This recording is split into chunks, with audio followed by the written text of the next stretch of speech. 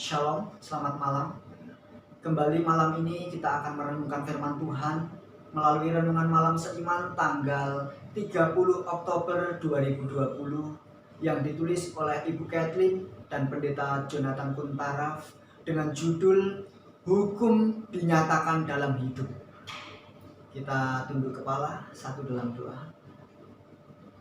Terima kasih Tuhan untuk sukacita dan damai yang Engkau nyatakan bagi kami. Sehingga kesempatan ini kami boleh Engkau berikan waktu untuk merenungkan sebagian dari firman-Mu. Biarlah tuntunan-Mu menjadi bagian kami ya Bapa, sehingga kami pun boleh mengerti dan memahaminya. Dalam nama Tuhan Yesus kami berdoa. Amin. Kebenaran firman Tuhan pada malam hari ini terdapat di dalam buku Matius 5 ayatnya yang ke-17. Janganlah kamu menyangka bahwa aku datang untuk meniadakan hukum Taurat atau kitab para nabi.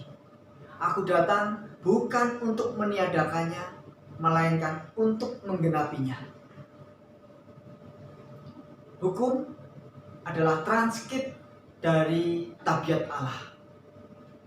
Hal yang sama seperti yang dikatakan untuk Tuhan, demikian juga dikatakan untuk hukumnya. Dalam Yohanes 14 ayat 6 mengatakan bahwa Tuhan adalah kebenaran. Sedang dalam Mazmur 119 ayatnya yang ke-42, hukumnya adalah kebenaran.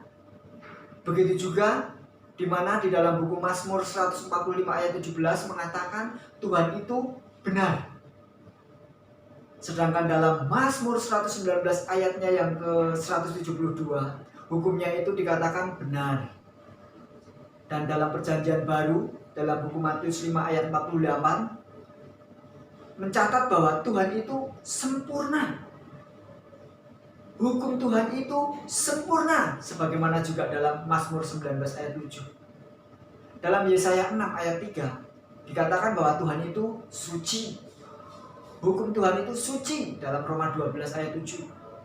Begitu juga dalam Maleakhi 6, kita bisa bandingkan perkataan bahwa Tuhan itu tidak berubah.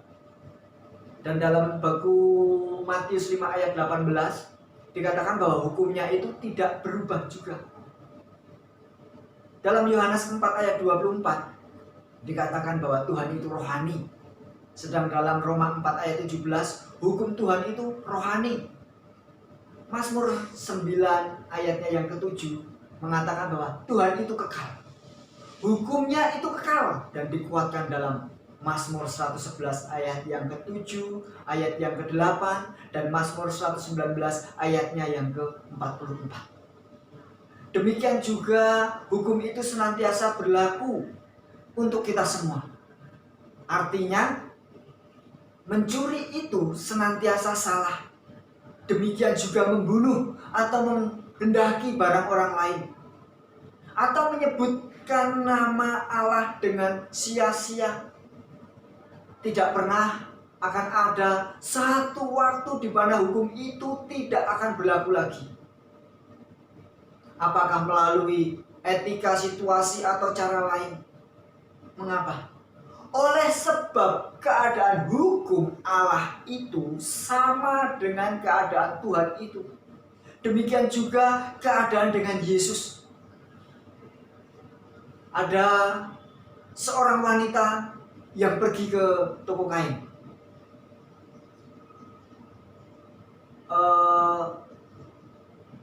Dan mencari bahan untuk dijadikan rok untuk dirinya sendiri.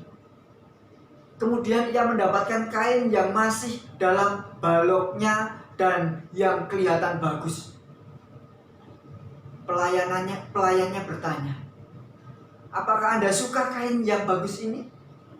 Wanita tersebut menjawab, "Memang, saya lihat kainnya bagus. Tetapi saya ingin tahu bagaimana keadaannya setelah jadi rok." Pelayan itu menunjukkan bahan yang sama yang setelah jadi rok. Dan dia katakan, "Wah, bagus sekali.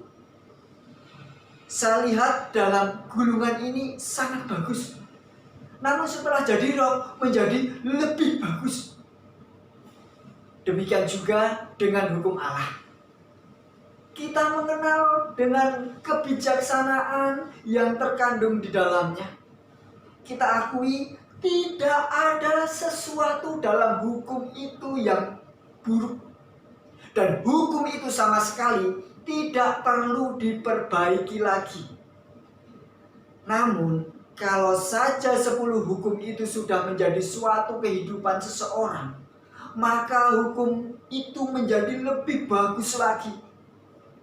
Apabila prinsip dari hukum itu telah menjelma dalam kehidupan Yesus, maka kita dapatkan sesuatu yang sangat indah. Sewaktu Yesus datang kedua kali ini, Ia menyatakan 10 hukum Allah dalam kehidupannya. Dan dengan bergantung kepada Bapanya setiap saat, hukum Allah dapat dipatuhinya dengan sempurna. Demikian juga Yesus menawarkan kuasa yang sama kepada kita masing-masing. Melalui ketergantungan kita kepada Allah, maka kita juga akan mempunyai kuasa untuk menghidupkan hukum Allah. Kalau hukum Allah itu sudah dimanifestasi dalam kehidupan kita, maka kita sendiri maupun keluarga kita dan komunitas kita akan melihat hal yang baik, hal yang indah. Kiranya kita senantiasa dapat mengalaminya di dalam kehidupan kita masing-masing. Kita ucap syukur, kita satu dalam doa. Bapa, terima kasih untuk firman yang boleh kami dengar.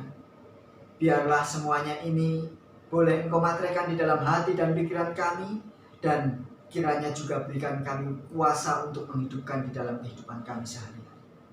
Jadilah kehendak-Mu di dalam kehidupan kami, Bapa. Di dalam nama Tuhan Yesus kami berdoa. Amin. Tuhan memberkati.